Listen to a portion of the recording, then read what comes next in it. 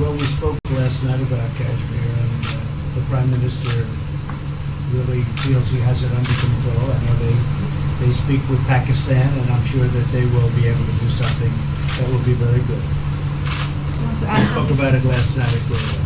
Mr. Modi, do you want to add?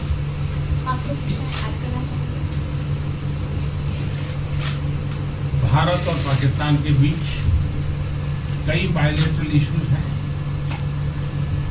और पाकिस्तान के प्रधानमंत्री के चुनाव के बाद जब मैंने उनको टेलीफोन किया था तब मैंने उनसे कहा है कि पाकिस्तान को भी गरीबी के खिलाफ लड़ना है, भारत को भी गरीबी के खिलाफ लड़ना है, पाकिस्तान को भी अशिक्षा के खिलाफ लड़ना है, भारत को भी अशिक्षा के खिलाफ लड़ना है, पाकिस्तान को भी बीमारी के खिलाफ लड़ना है, भारत को भी बीमारी के खिलाफ लड़ना है। हम दोनों देश मिलकर के गरीबी के खिलाफ लड़ें, हमारी असुविधाओं के खिलाफ लड़ें और हम मिलकर के दोनों देश की आवाम की भलाई के लिए काम करें। ये संदेश मैंने पाकिस्तान के प्रधानमंत्री जी को भी दिया है और राष्ट्रपति ट्रंप से भी हमेशा हमारे इस बायलैटरल संबंधों के संबंध में बात होती रहती है। Between India and Pakistan, there are many bilateral issues. And after Mr. Imran Khan became the Prime Minister of Pakistan, I called him up to congratulate him, and I told him that Pakistan needs to fight poverty, India too. Pakistan needs to fight illiteracy, India too.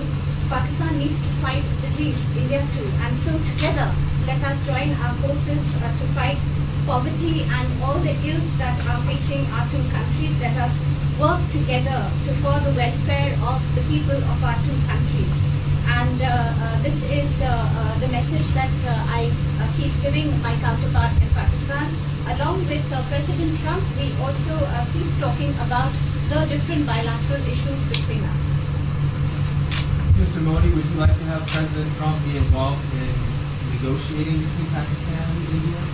Bharat और पाकिस्तान के सारे issues bilateral हैं और इसलिए हम दुनिया के किसी भी देश को इनके लिए कष्ट नहीं देते हैं और मुझे विश्वास है कि भारत और पाकिस्तान जो 1947 के पहले एक ही थे, हम मिलजुल करके हमारी समस्याओं पर चर्चा भी कर सकते हैं और समाधान भी कर सकते हैं।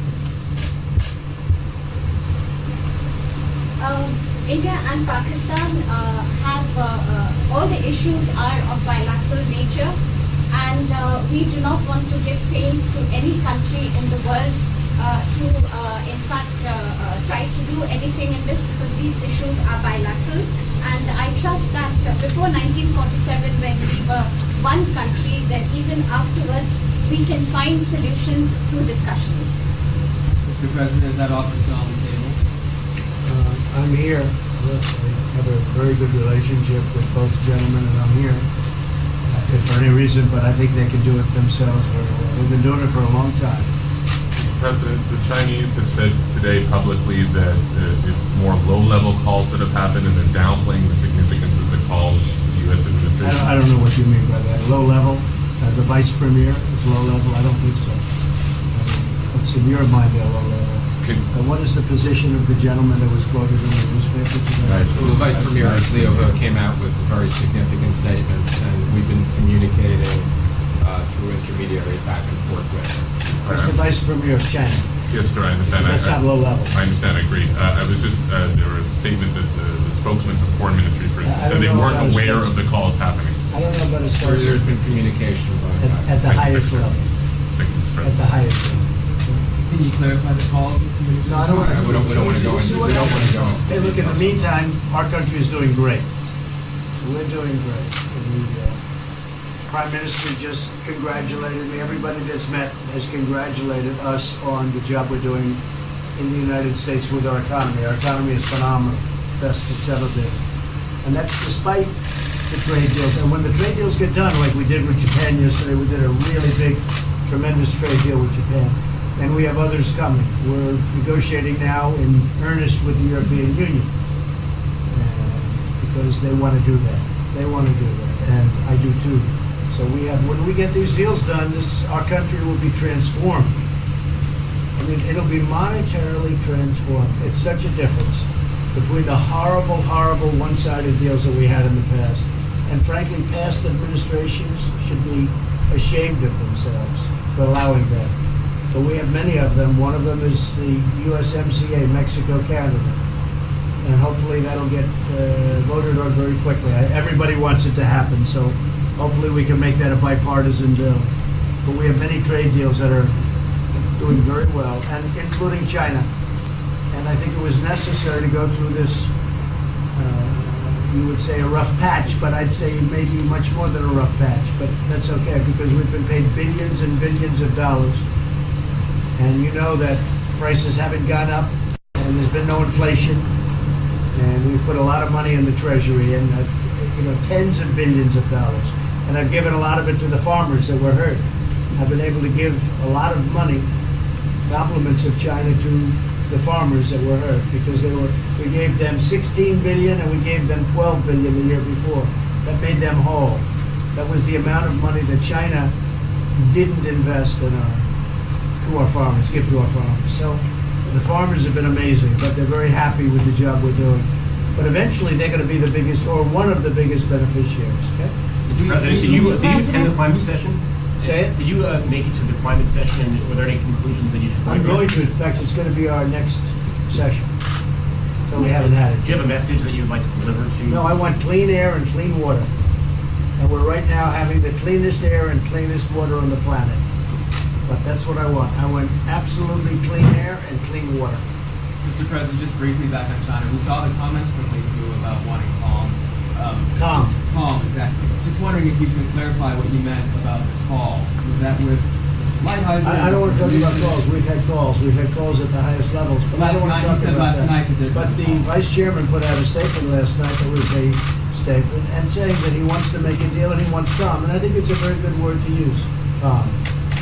Not a word that I use that often, but it's a good word to use. And I think it's one of the reasons that's a great country. I mean, they understand. I think that message also helps with respect to Hong Kong. I really do. I think it makes it easier for Hong Kong to do something. And I think that President Xi will do something with Hong Kong. I really think that message is a good message with respect to what the ultimate outcome is in Hong Kong. Very, very positive message. And we appreciated it. We appreciated it. What else? Anything else? Mr. President, what are your latest thoughts on your threat on pulling out of the WTO? And if you do, can I also ask Mr. President Modi what your response to that in terms of how it will affect India's trade strategy? Well, we haven't been happy with the WTO, but now we're winning cases. We won the big Airbus cases, you know. It's a tremendous case. I mean, it's billions of dollars. That was a very recent victory, and we're winning cases now. And we're being treated more fairly now in the WTO, which we appreciate. मुझे लगता है कि हम दोनों को बात कीजिए, हम दोनों बात करते रहेंगे. जब जरूरत पड़ेगी आप लोगों को जरूर जानकारी पहुंचाएंगे. He actually speaks very good English. We just don't want to talk about it. I think that you should let us discuss these things, and when we feel need, we will communicate to you.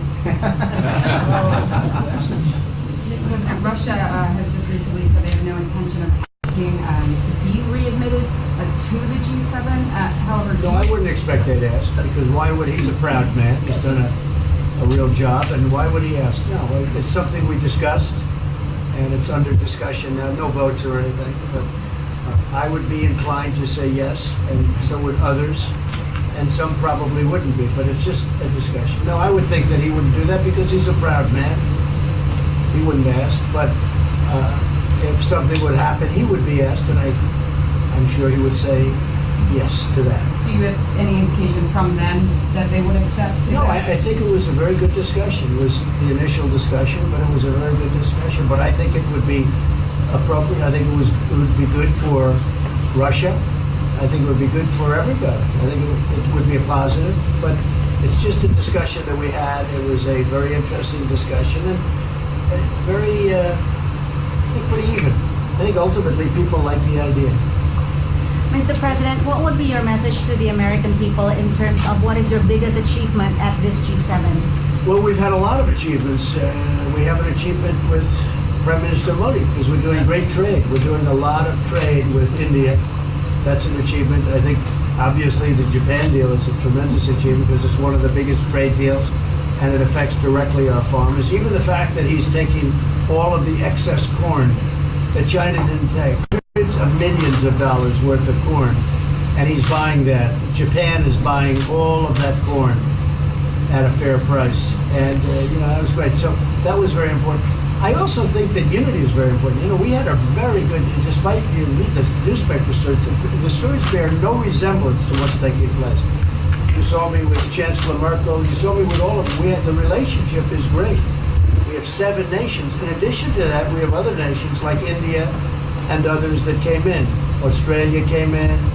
Scott. We have a lot of people came in, and I'll tell you that it's been total unity. What would be the area of most unity, There's been no sir? dissension.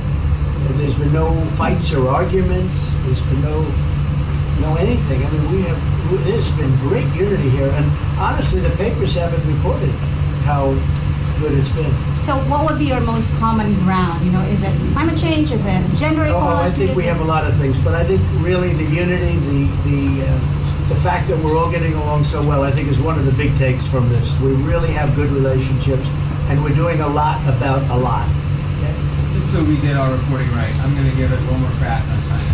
When you were referring earlier to the Buddha statement, which we all saw, did you mean to say that there was also a call last night, or was there not actually a call last night? There were discussions that went back and forth, and let's just leave it at that. Last night, and before last night. Yes. With China? With China, and before last night. Numerous. Look, they want to get something done. I've been saying that for a long reason.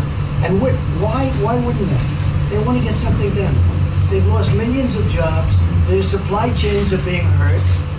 And once those supply chains go, you can develop new supply chains. You can't get them back into China.